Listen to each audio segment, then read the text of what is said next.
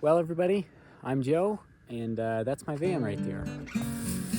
And if you know me, you know I'm a pretty big van guy. I've had lots of different vans over the years.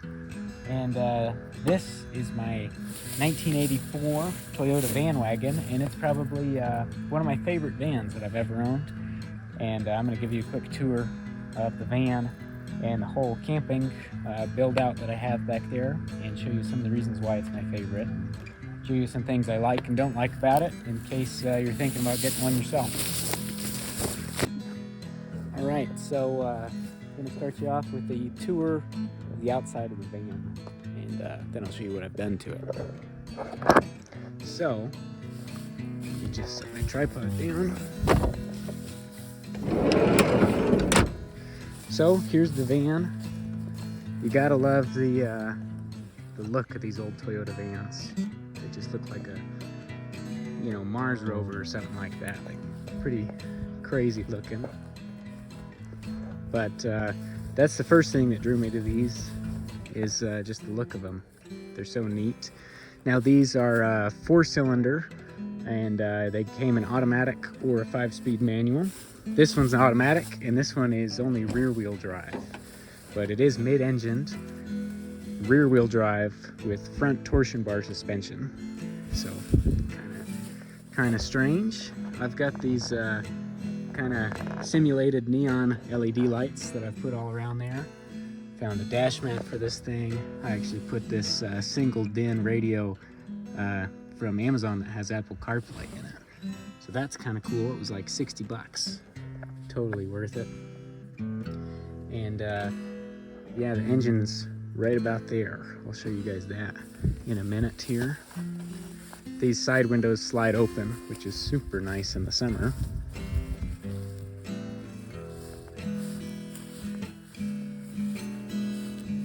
Here's a look around the back. And the previous owner installed this awning on the side. So shout out to Michael, if you're watching this. Thanks for putting that on here. But it's just a Smitty built awning. Pretty nice. Pretty easy to set up by yourself if you don't mind getting a little frustrated.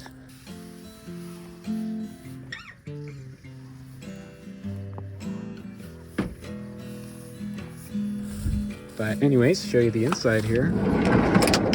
It's got a 100-watt solar panel on the roof, going to a solar charge controller, and there's some Deep Cycle Marine batteries in the back. I've got a light switch right here that controls all of my main lights in here.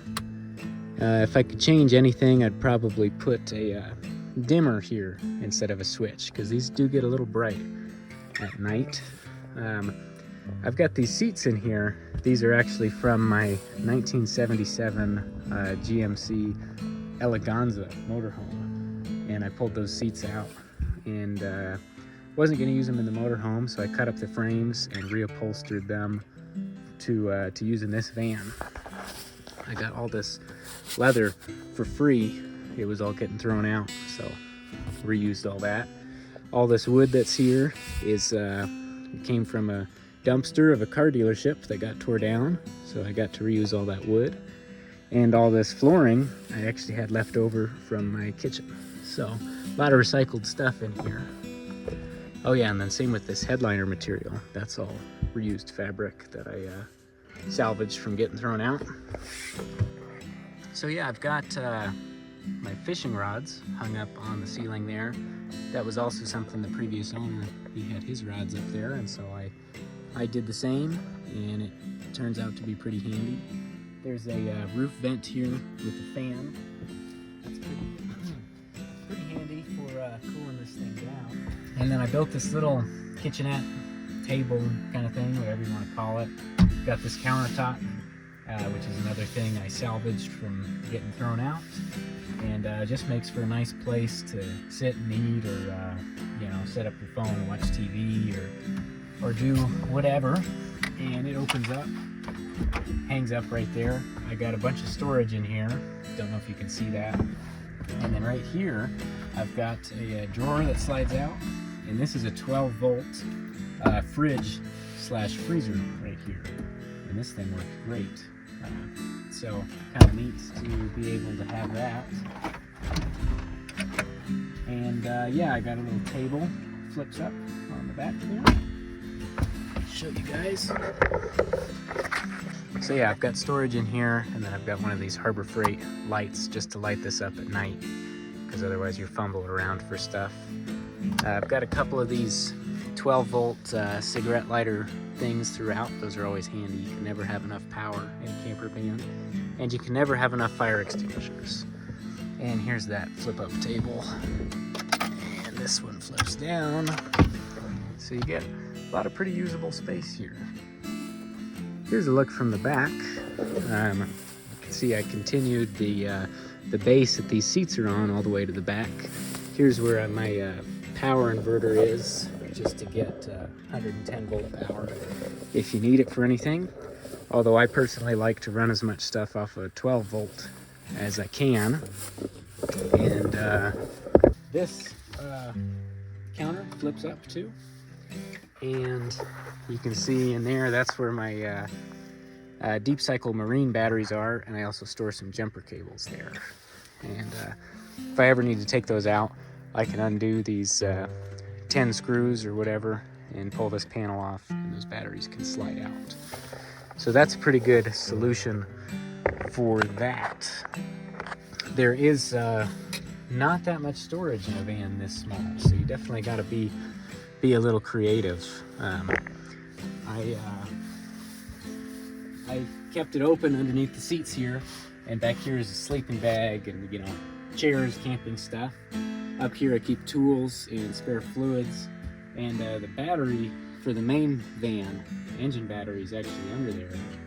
And so if the battery ever dies on this thing, I have a cover I can pull out, and I can actually jump start it with the solar batteries there. So kind of handy to have that. So I put these curtains, also curtains I got for free that were going to get thrown away, kind of reused those in here, and came up with this idea for the curtain rods. I just used some copper wire that I had that came in a vehicle that I had bought. It was in the truck bed of a 78 Chevy pickup. So you can see I've just got this wire strung from one screw to another, and it's really pretty taut, and that goes through the loop on the curtains. And then I used some more wire, and that's my curtain holder. And it really just works great for keeping these curtains out of the way. Super quick to undo. You can see how that works. Super quick to undo, and you know, you can see I'm putting it back together with one hand here, and it just holds them really good. So that's pretty handy. On the door here, you'll see I have another wire strung right there, and that's when these curtains are slid over. You'll notice the van curves outwards, so then the curtain drops straight down and you lose a lot of space. So I have this wire here. You tuck the curtains behind it, and it keeps it pressed up against the window. Pretty nice. And here's a look at the back. That's a weird sound. Anyways, same thing, wire strung across the top, and that goes through the loop in the curtain. And I didn't want to sew these at the time because I was too lazy to. So I've got a wire string across the bottom, and these slide over, and there's all these little hooks with these little eyelets, and that's how they slide along the bottom and keep that sucked to the back window. These were actually all in the van when I bought it, so shout out to Michael for those too. Another look at the interior for you guys. I put this wood beadboard on instead of a traditional door panel. I think it looks pretty neat. I got some speakers down there, and then I've got these old, these are actually ham radio desk speakers, and I've mounted up upside down, and they make for a pretty cool overhead speaker right behind your headrest. So we've got the CB radio in here, cup holders, the works. And if you can believe it, the AC actually still works on this thing. It's still charged up with R12 refrigerant, and it just blows ice cold. It's beautiful. So it's starting to get dark out here, and so I'm gonna hop in and show you what this thing looks like when I fold the seats down into the bed kind of mode, and what it looks like when it's set up for sleeping. And then maybe I'll tell you guys about the van itself. All right, so now I am in the van in sleep mode, if you will, or bed mode, with all the curtains up and the bed folded out. And it's pretty cozy. You can see what I was talking about with the curtains. This wire here holds those, pins them up against the door. But we turn the light off. You can see it's pretty comfortably dark in here. Not too dark, but just enough, you know?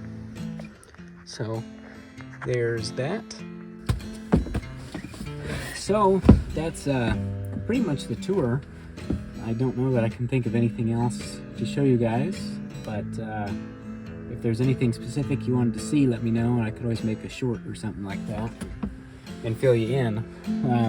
As far as the van itself goes, I really do enjoy these older Toyota vans. I really like old Toyotas in general, and these things are great. My biggest complaint, which is probably going to be everybody's complaint about these, is that they are slow. And when I mean slow, it's really slow. I mean, it'll do highway speeds, but it takes a while to get there.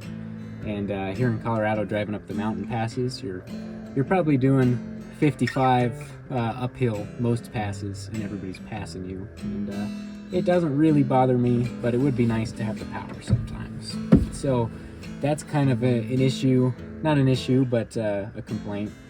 The other thing is, this being a two-wheel drive van, you definitely have to plan your driving a little more in the wintertime.